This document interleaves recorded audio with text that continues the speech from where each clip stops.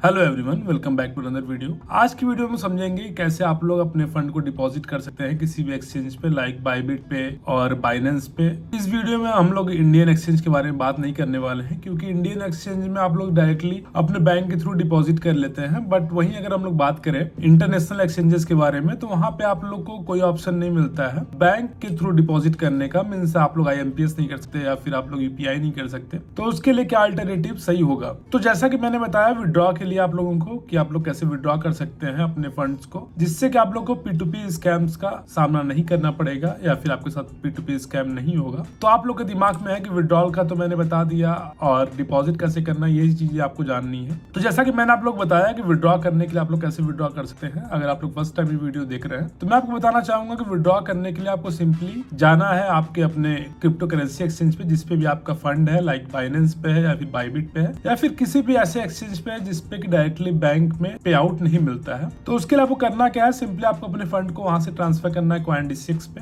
CoinDCX से simply आप लोग अपने बैंक अकाउंट में अपने फंड्स को ले सकते हैं। तो ये प्रोसेस आप लोगों को मैंने बता रखा है। अगर आप लोग वो वीडियो नहीं देखे हैं तो आप लोग जाके हमारे उस वीडियो को भी देख सकते हैं, जो कि काफी यूजफुल हो सकता है आप लोगों के लिए, अगर आप लोग बाइनेंस, बाइबिट या फिर ऐसे किसी एक्सचेंज पे आप लोग ट्रेड करते हैं। तो चलिए इस वीडियो हम लोग समझते हैं कैसे हम लोग को डिपॉजिट करना है। उसके पहले अगर आप लोग फर्स्ट टाइम हमारे चैनल पे आए हैं या फिर अगर ऑलरेडी आप लोग हमारे चैनल के सब्सक्राइबर हैं और आप लोग हमारे वीडियोस को देखते हैं, तो मेक श्योर इस वीडियो को लाइक करिएगा। और अगर आप लोग फर्स्ट टाइम है तो हमारे चैनल को सब्सक्राइब भी करिएगा साथ में, ताकि ऐसे और भी आने वाले यूजफुल कंटेंट से आप अपडेटेड रहे, जो कि बेस्ड होते हैं क्रिप्टो करेंसी ट्रेडिंग पे, या फिर आप लोग वही बात कर लें स्टॉक मार्केट ट्रेडिंग पे। दोनों ही मार्केट्स के बारे में हम लोग काफी ब्रीफली समझते हैं और काफी यूजफुल कंटेंट्स आते रहते हैं हमारे चैनल पे। तो चलिए अभी हम लोग अपने टॉपिक पे चलते हैं, कैसे हम लोगों को अपने फंड को डिपॉजिट करना है। So for depositing your fund you have to do P2P। अभी तक मैंने बोला है आप लोगों को P2P नहीं करना है, बट मैं आपको बताना चाहूंगा कि P2P कब करना है, कब नहीं करना है। अगर आप लोग डिपॉजिट कर रहे हैं तो आप लोग P2P कर सकते हैं, क्योंकि आप लोग अपने बैंक अकाउंट से फंड ट्रांसफर कर रहे हैं किसी और के बैंक अकाउंट में।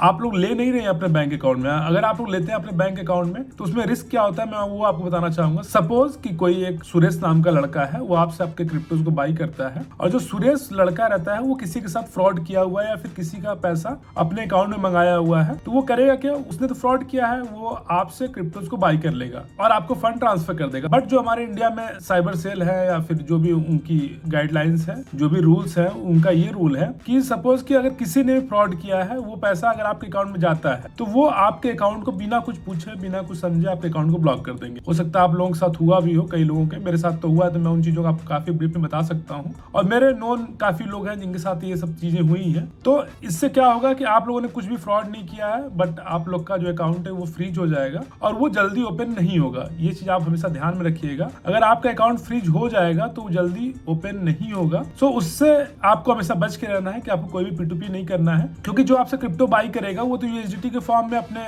एसेट को ले लेगा आपसे, और आप लोग उसमें फंस जाएंगे, क्योंकि आपके अकाउंट में पैसा ट्रांसफर हुआ होगा फ्रॉडेड अमाउंट, जो कि किसी ने कहीं से फ्रॉड करके अपने अकाउंट में मंगाया था और वो आपके अकाउंट में ट्रांसफर कर देगा। फंसेंगे इसमें आप लोग। तो आप लोग को ध्यान देना है कि आपको P2P में अपने क्रिप्टोज को सेल नहीं करना है, बट आप लोग बाई कर सकते हैं। तो अभी आप लोग सोच रहे होंगे कि P2P में बाइंग करने से क्यों नहीं हम लोग अकाउंट ब्लॉक हो सकता है। तो मैं आपको बताना चाहूंगा कि P2P में अगर आप लोग बाइंग करते हैं तो आप लोग अपने अकाउंट से किसी को पैसा ट्रांसफर करते हैं। यहाँ पे आप किसी से पैसा ले नहीं रहे हैं अपने अकाउंट में, आप लोग यहाँ से ट्रांसफर कर रहे हैं। ट्रांसफर करने पे कोई भी अकाउंट फ्रीज नहीं होता। मैं आपको बताना चाहूंगा, फ्रीज तभी होता है जब कोई आपके अकाउंट में पैसा भेजे और वो कोई फ्रॉडेड अमाउंट रहे, तो आपका अकाउंट फ्रीज हो जाएगा। लेकिन अगर आप लोग किसी को पैसा ट्रांसफर करते हैं, पैसा ट्रांसफर करने पे कोई भी अकाउंट फ्रीज नहीं होता है। मैं आप लोग को ये ब्रीफली बताना चाहूंगा कि अगर आप लोग पैसा ट्रांसफर करते हैं तो उस पर कोई भी अकाउंट फ्रीज नहीं होगा। तो आई होप कि आप लोग ये डाउट्स यहाँ तक क्लियर हो गए होंगे कि पैसे ट्रांसफर करने पे कोई भी आपका अकाउंट ब्लॉक नहीं होगा या फिर फ्रीज नहीं होगा। अभी बात आता है कि सपोज कि आप लोगों ने किसी से क्रिप्टो बाई किया। अगर आप लोगों ने क्रिप्टो बाई किया, सपोज कि आप लोग 100 USDT किसी से बाई करते हैं और 88 के रेट से 8800 आप लोग ट्रांसफर कर देते हैं किसी को।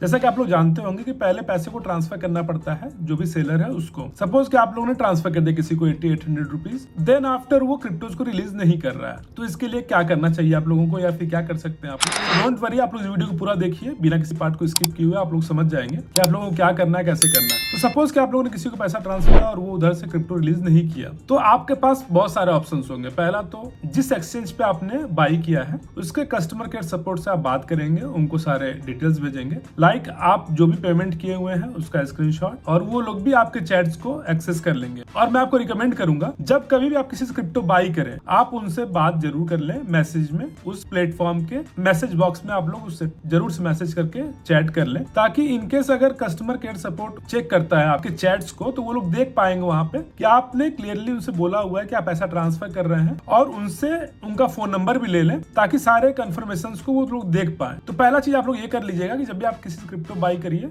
आप उनसे उनके पेमेंट का जो भी मोड है वो वेरीफाई कर ले एक बार, जो कि उनके अकाउंट में मेंशन होगा। आप उनको भेज के पूछ लीजिएगा कि क्या मैं इसी अकाउंट में पैसा ट्रांसफर करूं। वो लोग यस बोलेंगे, सिंपली आपको उसी पे ट्रांसफर कर देना है। और अगर वो लोग नो बोलते हैं और अपने ही नाम का कोई दूसरा अकाउंट देते हैं तो आप लोग उस पर ट्रांसफर कर सकते हैं। बट आपको एक चीज ध्यान देना है कि जिस नाम से वो एक्सचेंज पे अकाउंट बनाए होंगे उसी नाम के अकाउंट में पैसा भेजना है आपको। ये नहीं कि आप किसी भी दूसरे नाम पे भेज दें। अगर किसी का नाम राज नाम है बाइनेंस पे या फिर बाइबिट पे या फिर किसी भी एक्सचेंज, तो आपको हमेशा ध्यान देना है कि राज नाम के ही अकाउंट पैसा ट्रांसफर करना है। ऐसा नहीं है कि नाम बाइनेंस पे राज है और आप ट्रांसफर कर दे रहे हैं किसी अनुज नाम के आदमी को। तो ये चीज हमेशा ध्यान देना आपको। तो पहला ऑप्शन आपके पास ये है कि आप कस्टमर केयर सपोर्ट से बात कर सकते हैं उस पर्टिकुलर एक्सचेंज या फिर उस पर्टिकुलर साइट के। देन आफ्टर आपके पास सेकंड ऑप्शन आता है। इनकेस अगर आप लोग कोई भी रिजोल्यूशन नहीं मिलता है तो आता है आपके पास दूसरा ऑप्शन जो कि बेस्ट है। आप लोग सिंपली जा सकते हैं साइबर क्राइम और आप लोग वहां पे बता सकते हैं उनको सारी चीजें कि आपके साथ फ्रॉड हुआ है, ये चीजें हैं, इस अकाउंट में पैसा ट्रांसफर कराया गया है, ऐसे ऐसे हुआ है। उस बंदे का फोन नंबर आप लोगों ने ले ही रखा होगा, वो फोन नंबर भी आप दे सकते हैं उनको। वो लोग ट्रैक भी कर लेते हैं। मैंने अपने आंख से देखा हुआ है कि वो लोग